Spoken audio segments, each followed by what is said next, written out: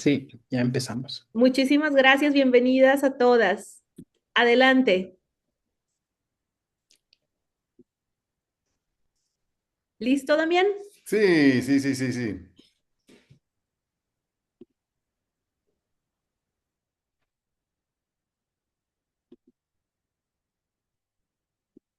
Arreglando todo. Ok, ¿se ve todo? All right. My name is Sí. Damian Vergara Wilson. I'm a professor in the Department of Spanish and Portuguese here at UNM, and also currently the director of UNM's Center for Regional Studies. And so today's talk is Student and Teacher Voices in the Articulation of Critical Language Awareness, the Individual Equation. Okay, so in this talk, we're going to look at data from individuals in the context of research on educational context. I'm glad I used that word twice. How do individuals react to teaching critical notions such as critical language awareness is one of the main questions. And so, what I'm going to do today is go through a brief tour of some of the data that I have collected and written on that comes from interviews with students. And as such, we're going to look at Wilson and Ibarra. And this is kind of just a preliminary setup where we obtained articulations from Spanish as a heritage language students on their visions of Spanglish. Warning, if you know me, you know that I am going to use Spanglish here. Voy a cambiar entre idiomas. Then we're going to look at Wilson and Marcin, a piece that I was very happy with, and look at the following question. Can we make critical language awareness more concrete by applying observable goals to narrative data? And then finally, and I have a little bit of an error here, it's Shostak, Pasquale, Cabo, and Wilson, 2024, a recent book that just came out in 2024.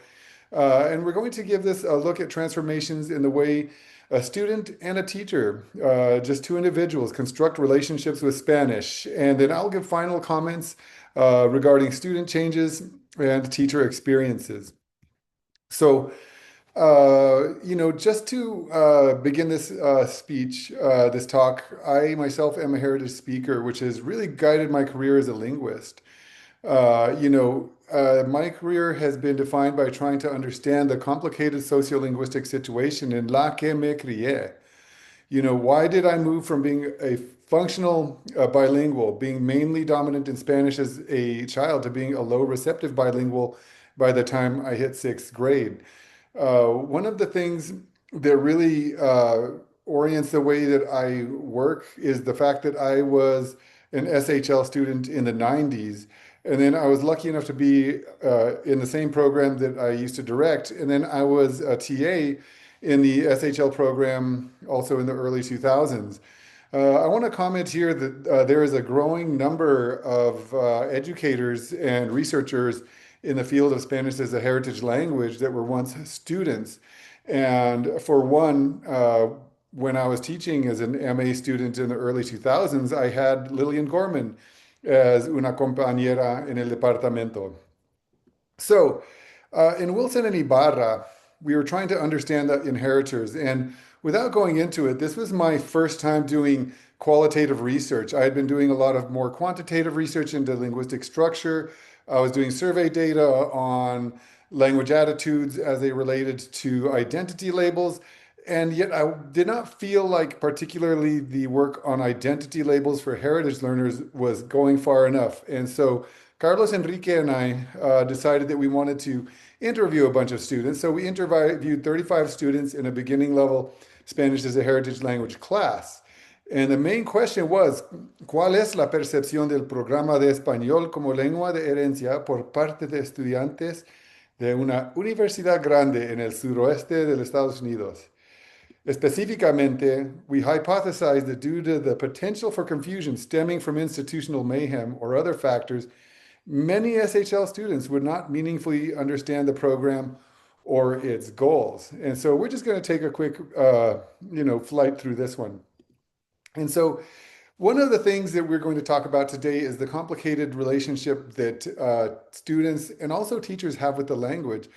And so before I started really writing about critical language awareness, and right at the time where that topic was gaining popularity, as people were beginning to see how useful it was, we still were able to document a couple of things, on translanguaging.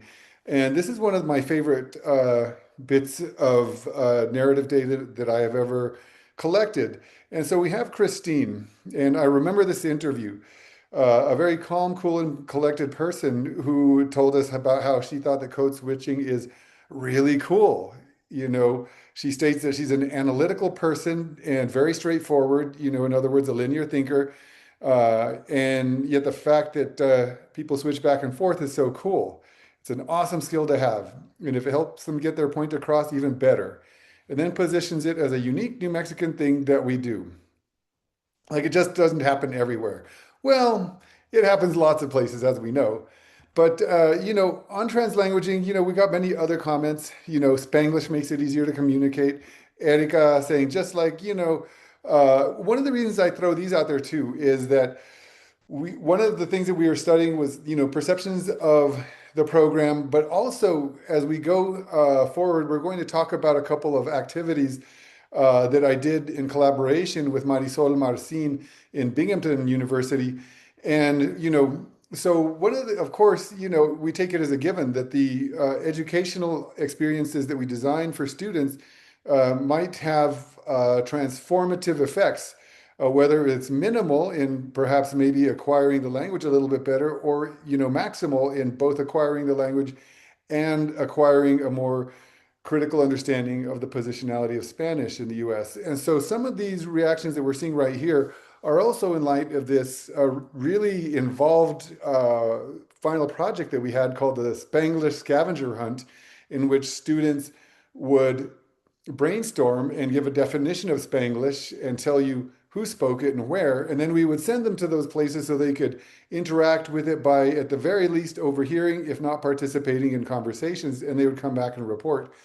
And one of the precepts behind this idea was that if you are looking at bilingual speech, while there might be negative societal views towards it, which we all know as linguists, on the other hand, it can be positioned as a very useful tool for learners, because if you put basic level learners, especially Spanish as a heritage language students, in situations where they can observe translingual speech, it gives them a clue as to what is going on. As they listen to segments of this discourse in their stronger language, it gives them insight into what is happening when it switches into the language that they are learning. And so we got all these really cool responses. And so I throw this out there just as a way of introducing, the idea of what happens when you design interventions for students that have notions encoded into them that sometimes challenge or reposition Spanish as used in our US society. So moving on to Wilson and Marcin 2021, and we have a lot of ground to cover. This was a really amazing collaboration that I did with Marisol Marcin called Building Connections and Critical Language Awareness Between Two Learning Communities, and collaborating across two different states. And I'll show you that in a second. But the main questions were, can critical language awareness be increased through sociolinguistically based student projects in collaborative mixed learning communities across two different campuses? And also, how can critical language awareness be operationalized in order to be documented and analyzed through qualitative methods in light of these educational efforts? So one of the things that I observed around the time that I published Wilson and Ibarra 2015 was that there was a lot out there on critical language awareness, including critical pedagogies in the context of heritage language education, but it was all very theoretical. We all go back to Glenn Martinez's 2003 article where he talks about AIGA, and he gave us some concrete suggestions there, and Jennifer Lehman later gave us some decently concrete ideas. But in the whole, I think a lot of educators were going to conferences, interacting with critical language awareness and other things, and yet going back to their home institutions, not knowing exactly how to implement it. And so one of my missions in my research agenda became to make critical language awareness more concrete and make it try to create helpful ways for educators to approach it. And so this is part of that mission. And so this was uh, in that fateful semester of spring 2020. And Marisol had a class called Rethinking Spanglish, and I was teaching Spanish of the Southwest. Both of these are classes with a highly sociolinguistically oriented content, and so just the nature of the classes was compatible. And so, yes, these were tough times, and we all had to go on to Zoom. But just in a side note, at least for these two classes, it was at least a little bit easier because we were already Zooming each other, at least once a week, if not more. And so our students were talking to their students were talking to our students, and we shared a couple of activities that if you have followed my conversations or been in my classes, these are some of my mainstays that I do, but I also believe that they are very, very effective. Number one being a look at lexical variation through traditional dialectology, where Dr. Marcin and I were showing participants. We had our students show participants objects to obtain lexical items. Obviously, things that we know will have variation, like the famous turkey. And then we would compare results. What were they finding in New York? What were we finding in New Mexico? What kind of conversations would the students have? And then, of course, doing work on perceptual dialectology with the students, having them go into the community and show participants Prestonian style draw a map tasks in order to elicit perceptions. And then one of my other favorites is census data activity, in which you look at American community survey data in order to look at things such as the density of Spanish speakers in a certain region and calculate the language maintenance among Hispanics for a certain region, based a lot on Devin Jenkins's work. And so, of course, this talk is really just an excuse to show maps because this is my real obsession. But so we had students, these are maps collected in that very semester by students here in Albuquerque. And what we were doing is, instead of doing a state level maps, which we also did, I'm showing here maps of the city of Albuquerque. And so they go around, and if you quickly read the instructions, they're fairly ambiguous, which gives people who fill them out maximal freedom in interpreting how to do this. And so, and it gives you ideas of where people imagine different communities. It gives attitudinal information, and it shows where people place different sociolinguistic stereotypes. And so the map on the left shows, they're talking about New Age retro around the UNM area. I love how they have little dollar bills, which, it kind of reflects, when you look at, Google, you're looking for restaurants, and it'll have, how expensive a certain place. And so they have the Northeast whites off to the east, snoshy poshy snobs up to the north. I would bet that this person lives in the area called Perfection. People do that. But down in the South Valley, we get, a really wonderful sociolinguistic stereotype like shut the light, eh? And then, of course, on the other map in that same area, this person has decided to compare estacionamiento, the more standardized variant for parking lots, to parqueadero, which they attribute to the South Valley, where there's Spanglish and people say things like a compa, a way. But regardless, these maps give students a lot to talk about. And then the cool thing about this was then it gave our New York colleagues the opportunity to create their own maps. And so, we see this map of New York, which shows counties. And, this map right here has a great deal of sociolinguistic stereotypes. They have the pop versus soda zones. Apparently, instead of caramel, you say caramel. Up to the northwest, people say sun shower when it's raining while sunny, but down south they say day shower, etc., etc. And then we also did one, of the, New York City area. And, we didn't, it would have been nice to have a bigger map with more information here. But once again, people are dropping their ideological and dialectological perceptions onto these areas. And so, we give these to students and they converse, and then we see what comes of that.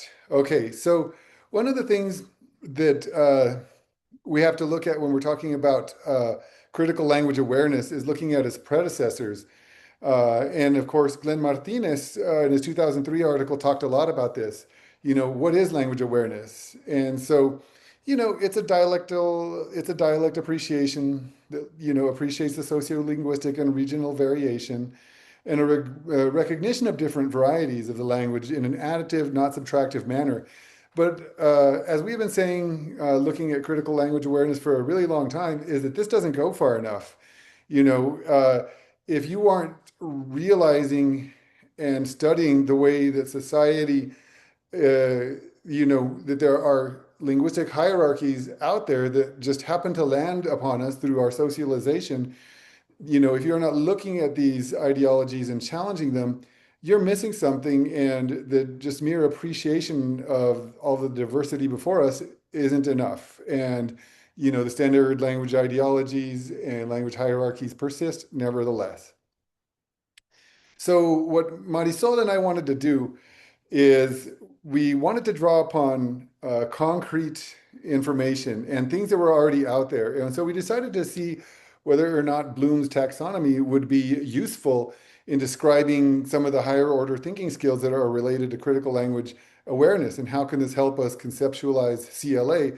More importantly, if we want educators to use critical language awareness in their educational approaches, using Bloom's taxonomy is a way to relate to them in a taxonomy that is very prevalent in circles of education. It's tangible, and it's something that they've seen before, and something that hopefully they can relate to.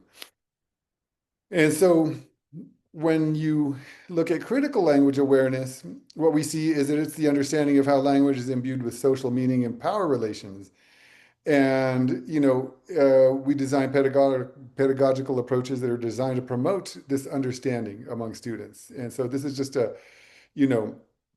brief description, but Boundary and her colleagues were some of the first ones who recast the notion of critical language awareness in terms that could be assessed in a certain manner.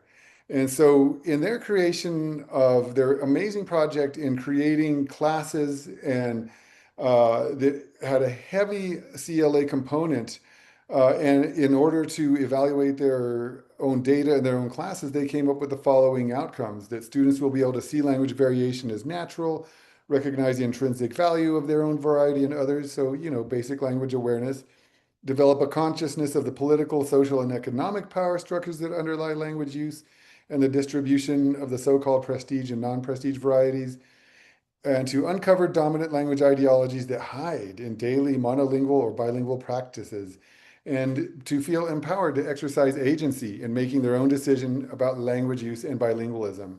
And so we'll look at agency becomes relevant to the present discussion throughout this talk, but later on especially. So just to cite a popular definition by Lehman, Lehman really nails it. What Marisol and I decided to do was to use this to create observable outcomes. And so we kind of chopped that up, okay, and we took language from Bloom's taxonomy. And so our observable goals, las metas observables, son una interpretación de la descripción de Lehman. And so, students who show critical language awareness in the data that we were collecting are able to contextualize the listener on how language is imbued with social meaning and power relations. Students can critique well-established assumptions. They are able to assess how much assumptions and ideologies are tied to inequality and injustice, and they are able to formulate ways to promote positive social change. Okay, so what we did was, we gave the students these different exercises, and we not only conducted interviews with the students, but our IRB also allowed us to look at student artifacts. And so we look at student final reflection essays and interviews that we conducted with them. And in order to try to avoid bias, I interviewed her students and she interviewed mine, and it was an amazing experience. And so here we have Mateo, and I'm just giving a little bit of info on him. He's an ELS2 student, hombre, 22 years old from New Mexico with aspirations of medical school. Y está comentando en aspectos de la clase que le gustaron y habla de acosos lingüísticos. And so he says, he's talking about the class. He's talking about cosas que le gustaron y aprender sobre cómo entender acosos, qué realmente está pasando, racismo, si se trata de dialectal dominance o cómo entender esa situación. And then he puts, antes no pensaba mucho en esto porque, and I love this self-awareness. I should have put this in bold. Claro que mi vida está un poco en una caja. I mean, that right there, I think is an amazing transformational realization. So here we have a student who's attempting to acquire the Spanish language as a second language, but at the same time, I see this as evidence that he made huge leaps and bounds, not just in terms of cultural capabilities, but also this is a critical, this shows elements of, gaining more critical awareness. He talks about, he lived in a place where there's no Spanish around. He lives in an area of town, if you were to look at maps, that is attributed to English monolinguals.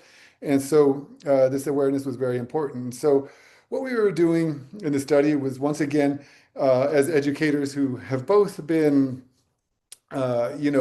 involved in assessment situations for our departments, this kind of seemed natural for us. And so we have the observable outcomes on the left. So is he able to contextualize a listener on how language is imbued with social meanings and power? And so this gives us an idea of, is there evidence in the class? Did what we designed for the students work in raising critical language awareness? And so contextualizing the listener, yeah, to a degree, because he's talking about racism, dialectal dominance. Can he critique well-established assumptions? In this segment, no, but there is stronger evidence in other segments that he can. Can he assess how such assumptions are tied to inequality? Yeah, so he experiences that his language experience is limited and recognizes with great self-awareness that mi vida está un poco en una caja. Can he formulate ways to promote positive social change? Not directly, although throughout he expresses an overall desire to use Spanish to help the community as an interpreter and a doctor. Okay. We're going to look at one other L2 student, and then we're going to look at a heritage student. And so a brief introduction. So Elena is from Long Island. She's an L2 student, mujer de 21 años. And so she's responding to the question about how class changed her notions of Spanglish. And so once again, one of the reasons I talked about Spanglish in my work with Carlos Enrique earlier in this talk was because it is always present in the way students are thinking about US Spanish. And so she's talking about how she changed her view of it, saying that, before she was feeling like Spanglish is always put into a colloquial context. It's unprofessional. It's kind of cast as slang. A lot of people even consider it a language, whereas being able to, she talks about contextualizing it in an academic setting shows that people who speak it are not alone. And there are so many people who speak Spanglish. And so this is the first time that she's ever encountered, or in her entire life, being told that this is a space where you can speak however you want to. And now, what we found amongst our colleagues from Long Island was that, the language ideologies out there in general seemed a little bit harsher, and Spanglish was judged much harsher, and people were much more aware of the way that society puts it down. And so she and others from Long Island showed a lot of evidence of coming a long ways in the way that they saw it as something that's natural. But I really love how she said people who speak Spanglish are not alone. And so contextualizing the listener, she can, she's talking about how Spanglish is always put in a colloquial context, it's kind of informal slang. Can she critique well-established assumptions? Yeah, but she also expresses facets of appropriateness, saying that it's not appropriate in academic settings. Can she assess how such assumptions and ideologies are tied to inequality and injustice? Not here, not here. And I didn't see anything necessarily in other parts of her data. And can she formulate ways to promote positive social change? Not directly, but she references being able to speak without being controlled. And it could be an expression of this. Maybe some of her emerging thoughts could intersect with this. So now we're going to get into a much more complicated participant, and this one really opened my eyes as to a lot of things. So we're going to look at Tina, who is at the time of the interview 32 years old and it identifies as male, female. She emphatically states that she is Chicana. She's from an area of Albuquerque that's historically Hispanic, raised in a multi-generational and multilingual household, experiencing language shift on household languaging. She describes it as a la mayoría fue de inglés, pero como se dice, gotitas de español. Mis abuelos no querían enseñarme español. And she talked a lot about avoiding Spanish in public spaces because she felt like she had experienced racial profiling in places like stores and worried that it would be more of a problem if she spoke Spanish. And so she's very vexing. Actually recently saw this person at a public event, and I'll talk about that in just a second. So she writes about gaining new perspectives. So when she started the course, she didn't think she'd learn anything new about the Southwest. And she admits, tenía muchos prejuicios. But then after some of the readings, realicé que mis pensamientos y mis juicios eran mal informados. So, desde entonces tengo una nueva perspectiva. And so this right here shows that, during the course of this class, the way she viewed Southwest Spanish overall changed. And she references the maps, which is one of the reasons I had to show a couple, saying, en la primera investigación con los mapas, aprendí que factores como el estatus socioeconómico, etnicidad y lengua afectan las creencias y pensamientos de cada una persona. And so one of the ways I always talk about CLA is that we should avoid getting onto a podium and telling students that they should think this and think that instead we need to design projects for them to engage in that will allow them to come to their own conclusions. And so, she comes to the conclusion that, the way that people perceive the language is related to a lot of different things, social status, community, race, etc. And also mentions that identity es fluido y es capaz de evolucionar con el paso del tiempo. But at the same time, she expresses throughout the interview that Spanglish is fine in her mother's kitchen and her neighborhood, but that students in a Spanish class should only use Spanish, despite acknowledging the value of translanguaging pedagogy. She was aware of, Garcia's work in New York. We talked about that. We talked a lot about critical pedagogies in the class. She understood their value, but even so, Tina says, sigo con mi opinión en que los españoles de España hablan lo mejor. And one of the reasons that they speak the best is their own language, and they have the RAE. And so she employs the RAE to uphold this vision.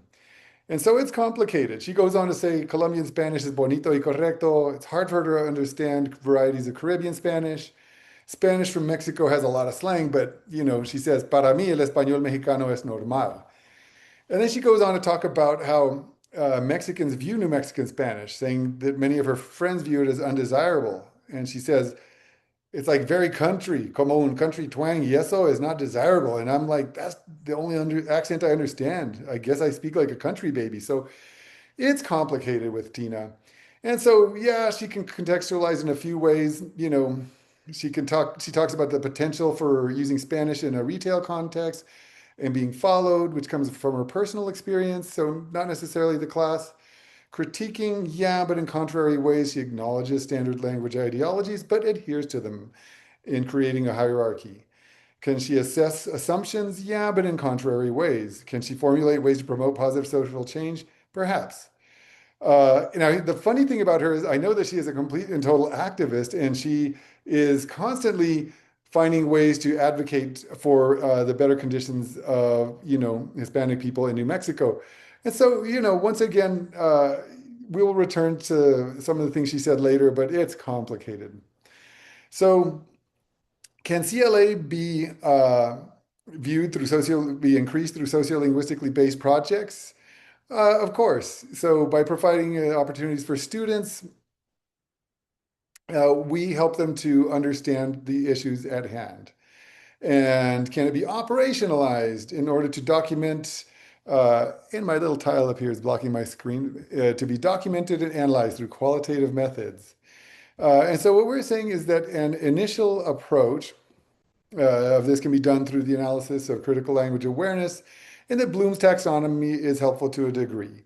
Our initial observations point to the two highest levels of critical thinking in the taxonomy corresponding to observable characteristics of CLA, and the two lowest levels coinciding with more of what we would see in just merely language awareness.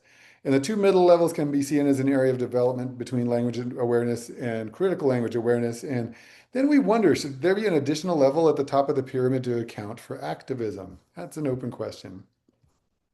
Okay, I've been dying to talk about Shostak, Cowboy, Pasquale Cabo, and Wilson 2024, and I feel like these wonderful co-authors and I have not talked about this project enough. And so I have a lot here, and I'll try to get through it in a way that does it honor. So this project had two overarching goals: to provide an overview of SHL teaching, of HL teaching in general, and shed light on social processes and ideological contexts that students and teachers encounter when navigating between home and school practices. And in doing so, we examine how discourses related to these processes and ideologies shape students' trajectories of language development and use. Focus on trajectories of language development and how they can be challenged and transformed through HL education. And so, in order to shed light on social processes in ideological context, we looked at ethnographically informed research primarily in Kansas and Texas. I'm sorry, New Mexico. And basically, this was data that started with Rachel's dissertation work and that later evolved with her collecting more data when she got her current position in Wichita at Kansas State University. And so the data come from classroom recordings, interviews, ethnographic observations outside the classroom, and field notes, and detailed analyses of the ways in which participants draw from multiple linguistic resources and social practices in daily interaction. So in other words, how do they articulate their beliefs about language? What is the role of competing discourses about the value of Spanish language in the ways that students position themselves and are positioned as language experts and or novices? More importantly, how do they evolve over time? And this book is basically, in addition to giving a background of HL teaching, draws on case studies of 5 Spanish teachers and 5 students with diverse linguistic backgrounds and reasons for studying Spanish, and highlight the relationship between classroom and community practices and heritage speakers' engagement with language learning. So we believe this fills a gap in the literature by exploring the dynamics of language ideologies and multilingual identities in Spanish programs, by considering how HL classroom practices and formal language learning are connected to the lives of individual teachers and students and embedded in a wider social world, by examining the ways in which teachers and students represent their identities and orient to language in the stories they tell about using Spanish outside the classroom, and in considering the ways in which certain heritage speakers challenge the dominant language ideologies present in minoritized language education and prevailing discourses in the US. So for this talk, we'll look at 2 participants: Cesar, a student, Brianna, a teacher, in order to look at some of the individual agency that they expressed. We talk in this book a lot about individual knapsacks, which is the culmination of the individual's language experiences. That aren't just the culmination of day-to-day experiences, but the development of attitudes as affected by ideology. So Cesar, born in El Paso, his 2 Mexican-American parents who were born in the nearby town of Socorro, and he was punished. His parents were punished in school for speaking Spanish. And so he learned English before learning Spanish and responded to the family in English. He went to UT Austin and took an L2 Spanish course before starting SHL courses, and often spoke about not wanting to lose the Spanish language and his culture. And in response, he started speaking more with his parents, started using it as the language with his housemates for fun and practice. He's very playful. And if you go to this book and read this section, he's constantly playing with the language. He's very creative. And he responded to Rachel's interviews mostly in Spanish. And after college, he completed an MA in journalism and later became a reporter for a local public radio station in a majority Latinx region of Texas. And we're going to look at some of the things he says once he's in that position. And so he describes playing with the language. I had to put this one. He starts off saying, you can, it's probably can be said of a lot of places. Once you get comfortable, you start messing with it. So he likes to mess with it. And so he asks Rachel, ¿Sabe qué es una fresa? Like, do you know what a strawberry is? And she's like, uh-huh. Like fresa, uh-huh. Like not literal fresa, but like, I don't know. And Rachel's like, snob or something? Yeah, yeah. Well, I think this is funny. Because my roommate Hector, we were talking about it one day, and he said that when something was embarrassing, they would say, que oso, like bear, embarrassing. He smiles. He's very happy with himself. Embarrassing. And so we have his data is amazing. I, of course, relate to him because he rides his bike, etc. But he has this real playfulness. Uh, Also, he talks about using and playing with language in with his workmates, with his basically with anybody who will get silly with him. And then he talks about, years later, Rachel found him and talked to him, once he was using Spanish in a much more professional setting. And he goes on to say, I think there's an expectation for me to know it. And sometimes I feel like I have to be like, oh, hablo español, pero no es tan bueno. And so he wants to try, and he talks about how the people around him are like, yeah, hey, your Spanish is good. And, sometimes they're like, if you need to ask me in English, that's fine. I'll understand you too, but I'm going to answer in Spanish. And I'm like, that works for me. But there are occasions still where I feel hesitation in like accuracy. And it's, so he goes on to talk about because it's a professional setting, once again, he works in radio. His voice is being broadcast. He's conducting interviews. It's very important to him. And so it's complicated. He goes from playing with it and being silly with it and kind of, approaching it from that way to kind of like still all these years later feeling a little bit of hesitancy. So when he was in college, his use of Spanish outside the classroom was, practicing with parents and playfully leveraging his multilingual repertoire with his peers, focusing on reclaiming it. And he felt like his parents had not taught him, and he hoped to gain confidence and fluency to use the language playfully in contexts in which translanguaging was the norm. Now, as a journalist, he's more concerned about accurate communication with individuals whose dominant language is Spanish. And this once again shows the speaker's relationship with the Spanish language and their use of language change over time. So just two remarks about students. These are preliminary conclusions, but we're going to talk about one more person, so who is a teacher. But regarding students, relationships with the Spanish language are complicated and individuals will all have different trajectories. Educational settings can foster transformational opportunities, especially with conscientiously designed activities. And developing critical language awareness should not be restricted to the heritage language learners. We made great inroads, and I feel like our L2 compañeros that were documented in Marcin were amazing contributors. And while we may want students to do reflections, to be little reflections of ourselves in terms of critical language awareness, they're going to have their own visions. And Tina showed me that we can't just expect our students to turn into little Damians, etc.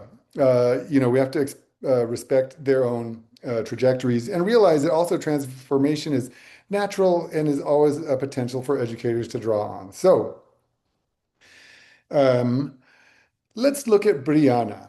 Okay, now we are turning to an educator. Brianna is the teacher in this study that we are going to look at in the last segment. So Brianna grew up in a working class family in a small town in rural Wisconsin in a primarily white community. She was a McNair Scholar, which, as many of us know, is for first generation and low income college students.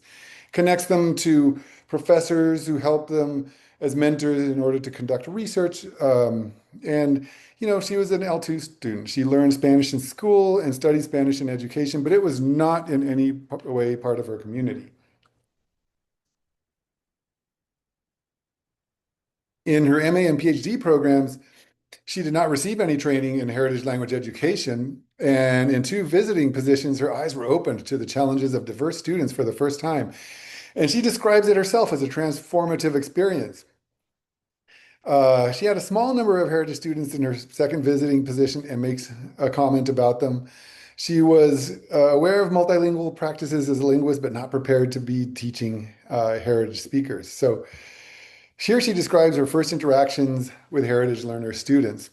Again, she's describing the students in one of her visiting positions, mostly white students with a couple of heritage speakers that I think talked about my presentation where I was like correcting their grammar. And yeah, she, who was a student, came to my office and she was telling me how her tia was telling her Spanish was bad. And I was like, oh my God, Brianna, you have to do something. You can't keep doing this. You can't keep damaging these students, by going in with a red pen and trying to fix it. You can't fix it.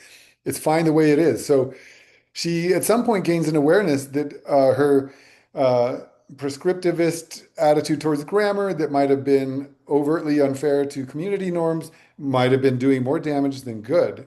And she goes on to respond to this. She became a tenure stream professor and had the opportunity to teach an SHL class in that tenure stream position. She prepared for teaching her class by connecting with experienced SHL instructors and learning about heritage speakers' experiences in the K through 12. Attended public webinars on SHL education that promoted her to reflect on her personal privilege and her own personal linguistic ideologies, and evaluated text and prepared meaningful learning experiences. One thing I didn't put here is that she created a presentation that she took to the National Symposium on Spanish as a Heritage Language. And yet she remained concerned about the potential mismatch between her own white privilege and the minoritized experiences of her students. And so she had the brilliant idea that I wish that we could all just have an assistant for our classes, but she hired a native assistant to go into class with her and serve as sort of a mediating force between some of her own positionalities and the positionalities of the students. And so it was a brilliant idea. Once again, can't we all have funding to do that? So she explains some of her pedagogical choices. So she's talking about appropriateness models. And so for the audience, I apologize if you're not familiar with the debate involving appropriateness models that sometimes will tell students that yes, your home variant is fine in your house, which is what Tina was saying up above regarding Spanish. That's Spanglish. That's an appropriateness model. So Spanglish is fine in the kitchen, fine in the home, but not fine in the classroom. So it's valid here, but not valid there. And so that's a whole other matter. But in this field, we've been challenging appropriateness models for a while. And so, who decides what's appropriate and not appropriate? She wonders, And so she's talking about being, the insinuation is here is people from the majority language or a majority variety get to decide what's valued or not. And so she erased the appropriateness discourse from her classes and mainly just talked about variation in general, the social value that different groups placed on variance. And then, as she puts it, I let the students decide what variance they wanted to use because they were armed with the information that they needed to make those choices. So she goes from correcting community varieties and casting them as inappropriate to arming her students with information with the help of all the training that she involves herself in and the bilingual assistants, and lets her students have the agency to decide. So her overall transformation, she involves reflecting on her positionality, which led to important insights regarding her students and to an interrogation of these appropriateness models, and showed agency in finding sources that would help her on her transformative experience of adjusting the class to the students. While her experience shows that a motive educator can initiate their own transformation, it also demonstrates how a lack of appropriate training in SHL leads to struggles in best serving this population. And so I have just a few final concluding comments here, mainly regarding the teacher experience, drawing from what I did with Marisol Marcin, but mainly focusing on Shostak, Pasquale Cabo, and Wilson 2024. So for teachers, find a community with a space for mutual sharing and learning, where your own experiences and areas of expertise and those of your fellow teachers are recognized as valued. Examine the assumptions that you bring with you to your teaching and how those assumptions are reflected in your teaching practices. Don't be overly critical of yourself. It's a path, we all know that. Engage in it, question, try to develop, try to keep evolving. Learn from your students. Your students can teach you a great deal. I am obsessed with narrative data. I am perfectly capable of doing quantitative work And yet I found myself completely immersed in looking at narrative data and conducting qualitative research. But both are valuable. So especially for grad students, but also faculty, we make the point that try to make connections between your teaching and your research. You know, you might be, there are many, many, many things that we are all researching collectively, but there are ways to make connections between what we find as social scientists and how we can relate that to our teaching. If you are in literature, what from your field, from your area of study, can connect to, empowering your students. But most of all, reflect on social justice and heritage language education. How is your class making the world a more equitable place to live? And with that, thank you for hanging out with me for 45 minutes or so. It is wonderful to see so many great names here. And, welcome to all my colleagues from elsewhere. Eve, Claudia, Janina, Angela, Diego. Who else is here from afar? Thank you all for being here. Oh my goodness, there is Len. And thank you to all the local folks for coming to this talk. And so, um, ¿Preguntas yes, preguntas, por favor.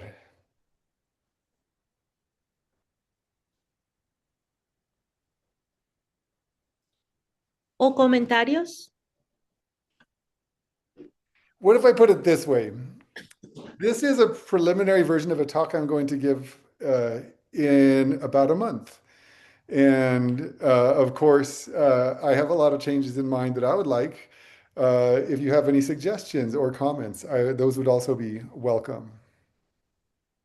También gracias por esta presentación. Los ejemplos son muy reveladores. Me ha gustado mucho ver los ejemplos.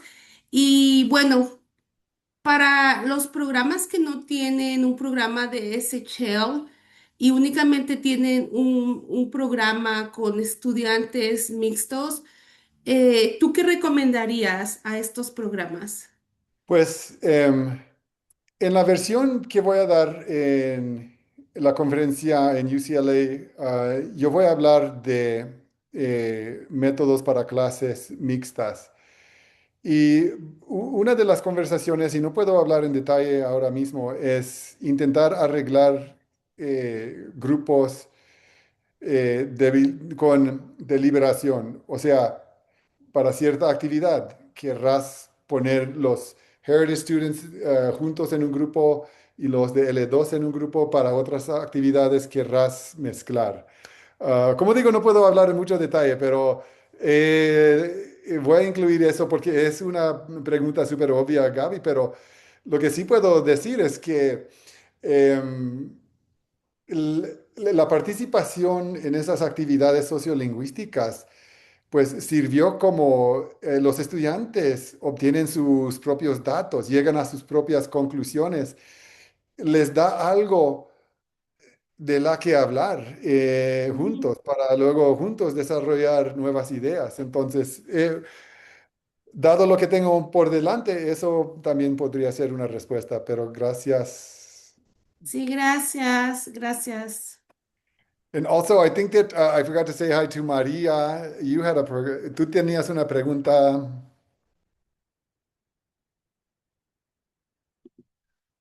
Yes, I had a question. But I Hi. Hi, I really liked your presentation, but I did have a question kind of comparing the Wilson and Ibarra article and the book with Shostak and Pascual. So Mhm. when you compare the students in Wilson and Ibarra 2015 with those in the Shostak Pascual book, especially since they're across three different states, do you see any similarities in language ideologies that kind of stand out the most? Or are there any shifts in language ideologies, especially since it's been like a decade in between?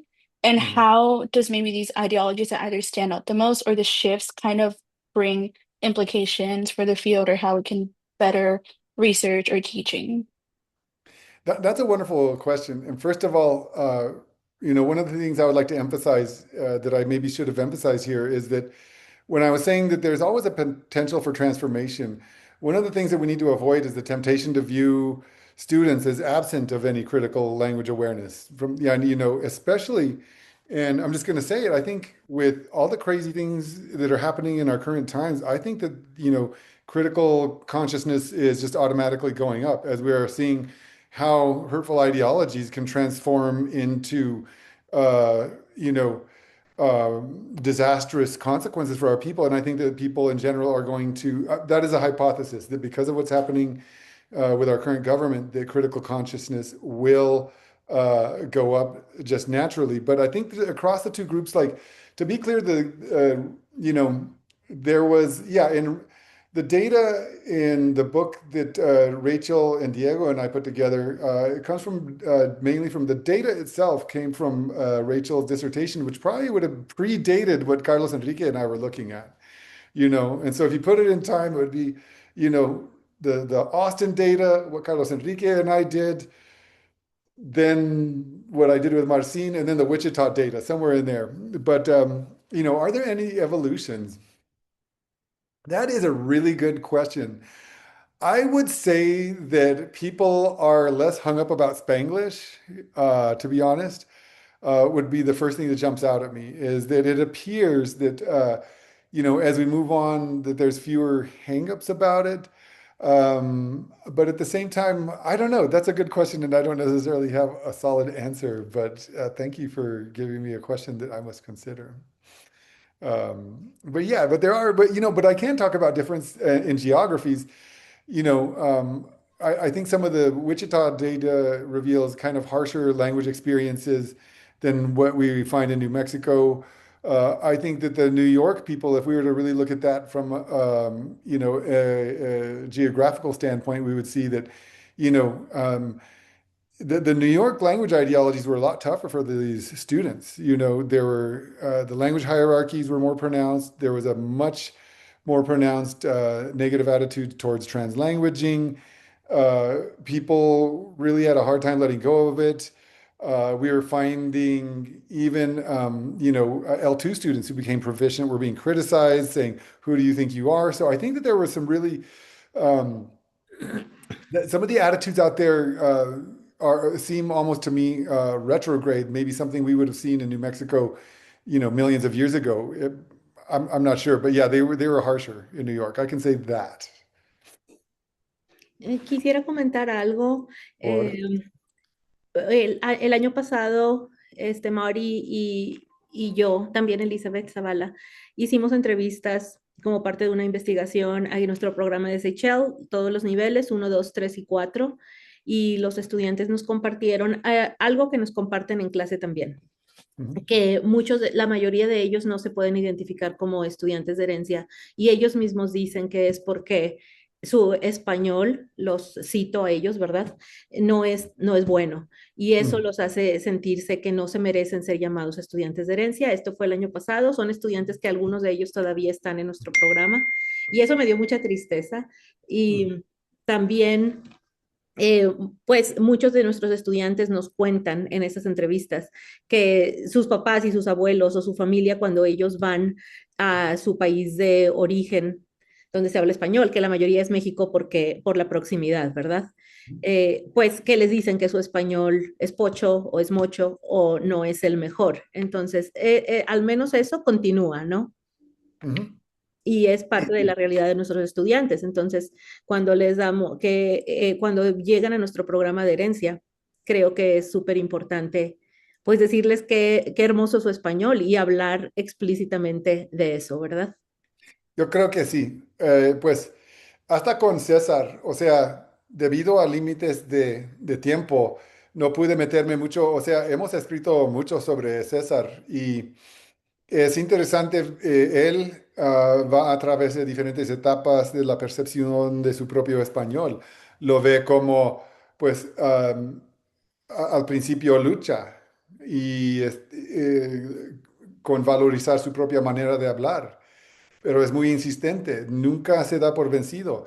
Luego llega una etapa en la que él se ve como capaz de ser chistoso en el idioma, de interactuar de una manera informal con sus amigos, lo valora, le llena de alegría. y luego flash forward, obtiene su maestría, trabaja para una estación de radio, y luego las cosas se ponen serias otra vez. And so he kind of goes through this up down. And so that's just our reality. O sea, nuestra visión del valor de nuestro propio español, de nuestra propia habilidad de utilizarlo, va a cambiar a través del tiempo. Y tal vez depende de la circunstancia, o sea, como los domains de Valdés, you know. Cuando estás ahí de metiche con tu hermano, hablas perfectamente bien, pero cuando hablas de cosas más científicas, tal vez te sientes con necesidad de aumentar tus capacidades, qué sé yo. Hola, Damián. Carmela, hola, colega. Gracias por compartir tus estudios y todo. Y siempre una cosa de lo que me gusta mucho del programa de herencia es involucrar las voces de los estudiantes, ¿no? Es como a través de sus estudios podemos escuchar sus voces, ¿no? Dentro de las investigaciones. So I really appreciate that. Es no más un comentario. Muchas Oh, yeah, gracias. no, Carmela, lo que me pasó es que hace 1 millón de años estaba trabajando en un paper que se llamaba Hey, ese qué pasó. And it was before, like, using all these wonderful programs to analyze, uh, data for sound reduction. And we're looking at S reduction. And it was like 2 in the morning. Y me di cuenta que me quedé leyendo las narrativas en vez de intentar obtener datos para codificar. And so, yeah, o sea, a mí me encanta el aspecto narrativo. I love it. I am, like I said, soy capaz de llevar a cabo una investigación cuantitativa. I like it. I've done it. I'll do it again. I still write about grammaticalization, pero por el otro lado, escuchar esas voces y darles una plataforma, yo creo que es importante y me llena de satisfacción. So, gracias, Carmela. Muchas gracias a todos. ¿Hay alguna otra pregunta o comentario? Tenía una preguntita rápida, te lo juro. Hey, a la Ya que orden. ya casi se nos acaba el No, agua. no, no, no, está bien. Ángela, pregunta. Me encantó el uso de Bloom's Taxonomy para reescribir un poco esas metas y tenía la curiosidad que si también los objetivos se expresaban tal cual así en el temario del curso para los estudiantes. O sea, ¿tenían claro esos objetivos ellos también al comienzo del semestre? Pues otra confesión, cuando yo siempre tengo el objetivo de aumentar un poquito la conciencia crítica, pero realmente lo hicimos de una manera era más bien una manera retroactiva, o sea, no les compartimos eso con los estudiantes. Realmente lo que pasa es que fue una idea, yo ni la conocía, me manda un mensaje, y yo como, pues sí, me parece bien, ¿por qué no? Y luego se convirtió en todo un rollo. Y realmente queremos volver a hacerlo ya con los ojos abiertos, pero no, con los estudiantes no lo compartimos, ¿no? O sea, siempre comparto que tengo metas de la concientización, y pues, pero... Es una muy buena sugerencia, Ángela, porque no estoy, o sea, la taxonomía de Bloom es una manera, o sea, da un modelo muy concreto, básicamente. No estoy diciendo que es perfecto, sino que da un modelo al que podemos intentar relacionar, entender. Pero gracias, Ángela. Muchas gracias. Estamos muy agradecidos con todos los que nos han estado apoyando en Spanish Series en UNM. Si no han recibido una invitación para participar, la recibirán pronto. Y si Mm. quieren y ya tienen una idea de algo que quisieran compartir con nosotros y con nuestra comunidad en Spanish Series, no duden en mandarme un mensaje a mí o a Damián o a Mari. Gracias, Janina. Gracias a todos por venir y tal vez nos veremos en la conferencia en UCLA donde va a presentar Damián este mismo tema. Sí, La doctora Gaby quiero Hernández y yo también estaremos presentando. si se da, quiero incluir poesía nicaragüense de Solantiname, de padre Fra Angélico, o sea, porque él estaba haciendo concientización también. Oh, So who wow. knows? Pues iba a venir al caso. Sí, sí. All right. Muchísimas gracias a todos por estar aquí. Nos vemos pronto. Adiós. Chao, gracias. Perdón por llegar tarde. Gracias por venir. Nos comunicaremos con usted pronto. Adiós.